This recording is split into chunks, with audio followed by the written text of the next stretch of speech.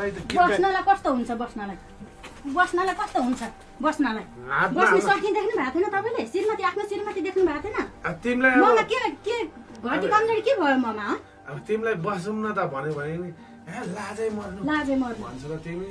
अनि ल हेर्नुस् सरहरु यहाँ चरित्र के हो यो के हुनु नि ए बहिनी त्यहाँ बसिरहेको छ म यहाँ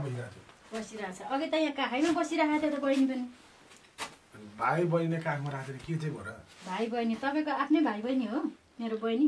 तिम्रो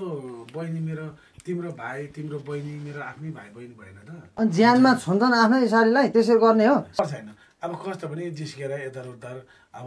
छुने यता उता साली भने मायाले त्यो नराम्रो नेगेटिभ होइन मायाले गरेको हो नि त त्यो त मायाले त गर्नु पाइने आफ्नो भाइ बहिनी साली भनेको के हो बहिनी हो अब सालो भनेको भाइ हो कुरा त गर्न मिल्यो तपाईँ अनि ज्यानै छोरा त्यस्तो कुरा गर्ने त्यस्तो उहाँ तपाईँकै